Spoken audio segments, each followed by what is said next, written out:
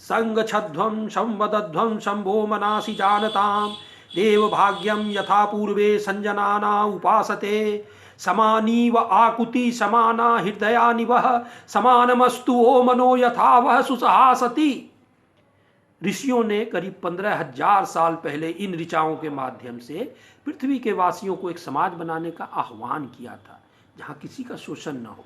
लेकिन आज तक हम पृथ्वीवासी ऐसे समाज की रचना न कर पाए। नवयुग चैनल के माध्यम से ऐसे ही समाज की रचना के लिए मैं आशा की गीत लाया हूँ। हमारे गुरु श्री श्री आनंद मूर्ति जी द्वारा बताए गए सिद्धांतों के आधार पर ज्वलंत मुद्दों पर मैं अपनी बात रखूंगा ताकि हम अपने ऋषियों के द्वारा कल्पना किए गए समाज की रचना। विषय है आज़ादी की लड़ाई असली कहानी, उसकी अगली श्रृंखला। और इस श्रृंखला में हम बात करेंगे, चर्चा करेंगे महात्मा गांधी और कांग्रेस की, कि महात्मा गांधी कांग्रेस में कब आए, क्यों आए। अंग्रेज़ों ने एक षड्यंत्र की तरह हम लोगों ने देखा कि तहत क्रांतिकारियों की विस्फोटक स्थिति होने के कारण, जो 1857 की क्रांति के बाद एक क्रांतिकारियों ने विस्फोटक स्थिति बना दी थी, उसके कारण कांग्रेस ऑर्गेनाइजेशन को एक ब्रिटिश सिविल सर्वेंट के द्वारा स्टैब्लिश कराया था एज ए सेफ्टी वाल्व। लेकिन वो कुछ दिनों तक ऐसा चला, लेकिन इस देश के महान सपूतों ने, जो क्रांतिकारी विचारधारा के थे, उसमें से कुछ लोगों ने आज़ादी के लिए कांग्रेस में भी पैठ बना ली। अंग्रेज़ों ने कुछ तथाकथित मॉडरेट के जरिए कांग्रेस को पिटीशन और प्रेयर का ऑर्गेनाइजेशन बनाया था। ये मॉडरेट अंग्रेज़ों को ईश्वर के द्वारा भेजा हुआ एक दूत बताते थे कि जिससे कि ये भारतवर्ष फिर से पुनर्जीवित होगा। इन्हें अपने गौरवशाली इतिहास पे विश्वास नहीं था। लेकिन 10-20 वर्षों में ही क्रांतिकारियों का एक लीडरशिप, जो विवेकानंद, स्वामी दयानंद, बंकिम चंद्र और राम मोहन राय आदि के बताए हुए रास्ते से आंदोलित अपने गौरवशाली इतिहास पर विश्वास कर रहे थे, वो उभरे और सामने आए। ये कौन नेता थे? राज नारायण बोस, अश्वनी कुमार दत्त, अरबिंदो घोष, बिपिन चंद्र पाल, जो बीसी पाल के नाम से जाने जाते, विष्णु शास्त्री, चिनपुणकर, तिलक, लाला लाजपत राय आदि।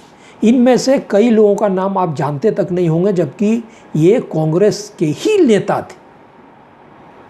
आज कांग्रेस में इनका कोई, हालांकि ये कहते हैं कि हम 135 साल पुराने संगठन हैं, लेकिन जो पुराने संगठन में जिन वीर सपूतों ने अंग्रेज़ों के खिलाफ आवाज़ उठाई थी जोरदार, उनका नाम ये लोग कभी नहीं लेते, क्योंकि उनका नाम लेते ही इनके पूर्वजों का नाम धुंधला थोड़ा हो जाएगा।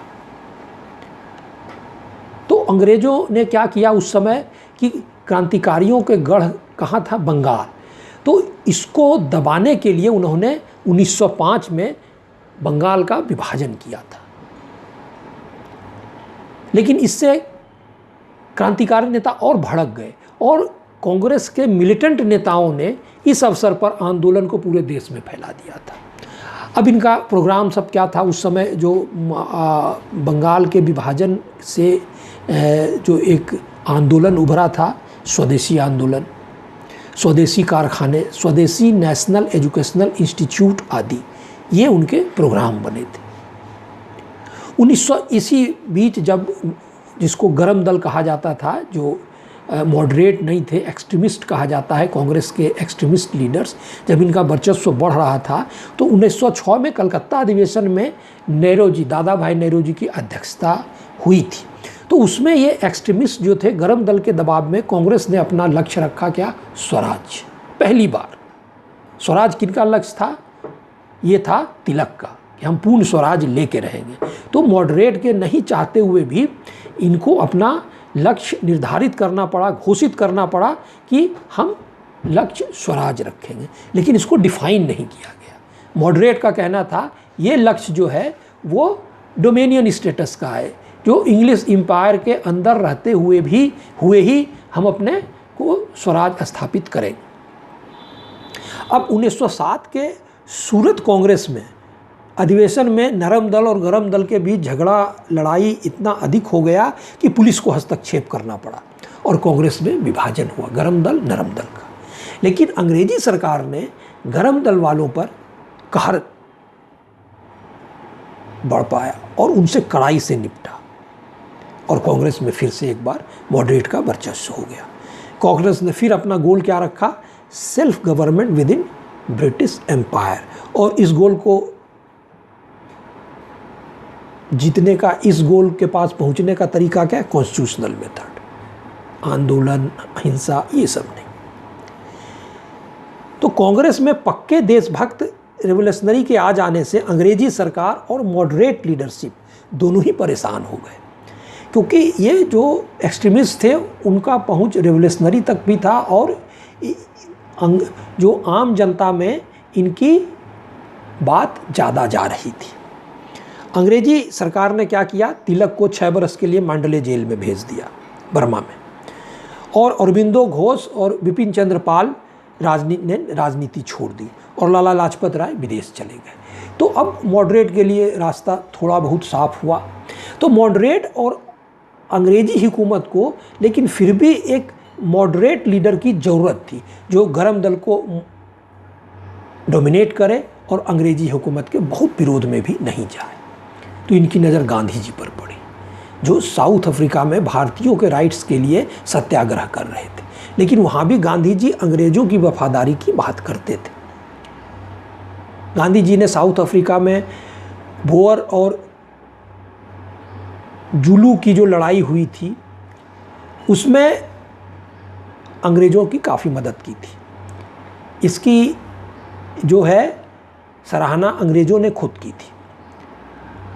अब देखिए वहाँ अंग्रेज़ों की मदद करने के लिए गांधी जी ने क्या किया था? साउथ अफ्रीका में भारतीयों की स्थिति पर विचार करने के लिए 1914 में जो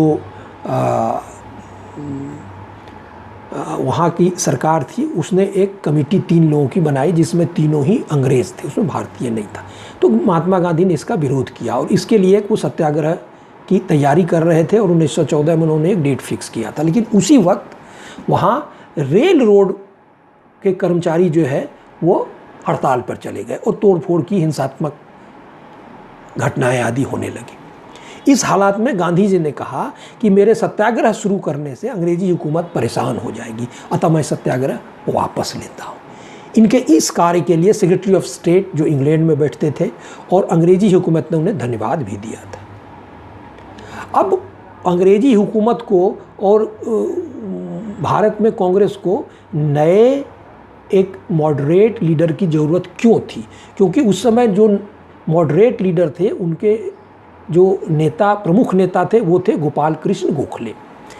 तो गोपाल कृष्ण गोखले थोड़ा बीमार चल रहे थे और उनकी उम्र भी बढ़ी हुई थी।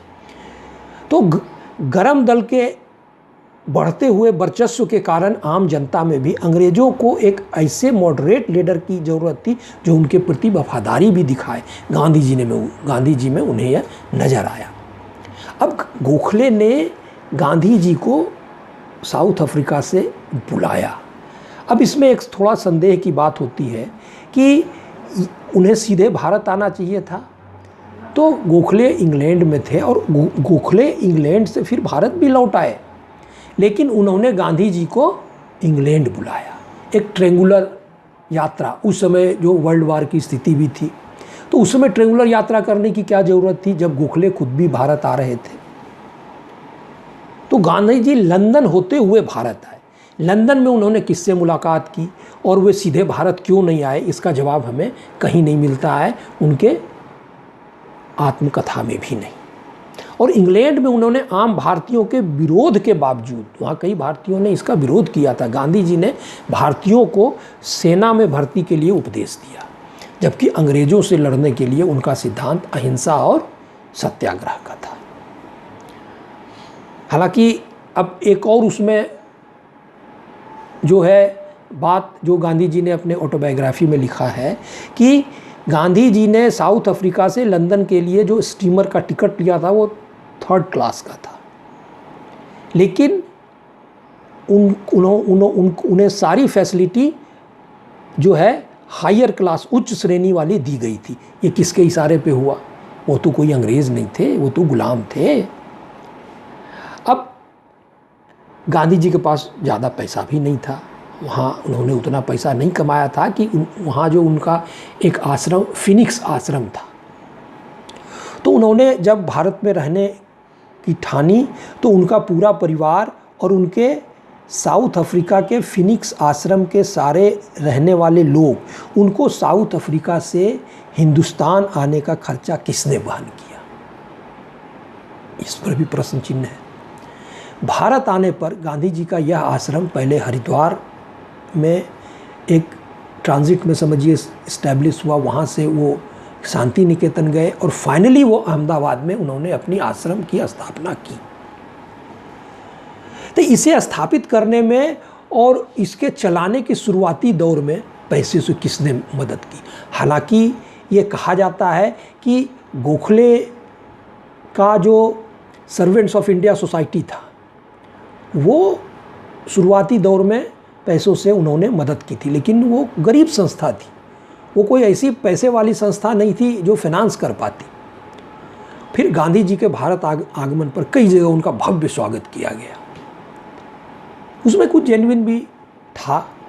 लेकिन एक जो मार्के की बात थी कि बॉम्बे के गवर्नर ने गांधी जी को खाने पे बुलाया, गांधी जी गए भी और गवर्नर ने उनको ओपन इनविटेशन दिया कि आप कभी भी हमसे मुलाकात कर सकते हैं और कोई इशू हो आम जन का, किसी का भी, आप हमसे बात कर सकते हैं।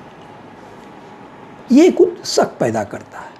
गांधी जी का लंदन होते हुए लौटना, उनके पूरे आश्रम को साउथ अफ्रीका से लाकर अहमदाबाद में बसाना, फिर भारत में शाही स्वागत करना, यह संदेह पैदा करता है कि अंग्रेज़ों ने ही साउथ अफ्रीका से गांधी जी को भारत बुलाया था ताकि कांग्रेस पर एक्सट्रीमिस्ट नेताओं का कब्जा न हो और कांग्रेस अंग्रेज़ों के लिए एक सेफ्टी वाल्व की तरह काम करता रहे। तो ये थी गांधी जी की कहानी कि वो किस प्रकार साउथ अफ्रीका से यहाँ आए और as a Congress leader Gopal Krishna Gokhale के द्वारा इस्टेब्लिश किए। अब अगली श्रृंखला में हम देखेंगे कि गांधी जी के आने पर कांग्रेस किस तरह एक वार्षिक अधिवेशन वाले पार्टी से, वार्षिक अधिवेशन वाले प्लेटफॉर्म से आम जन का पार्टी बना और इन्होंने जो 3 आंदोलन किए जिसके बारे में आज के कांग्रेसी भी बहुत बात करते, वो आंदोलन क्या थे, उन आंदोलनों का लक्ष्य क्या था, क्या वो आंदोलन भारत की आज़ादी के लिए थे, क्या उन आंदोलनों से हम लोगों ने भारत की आज़ादी प्राप्त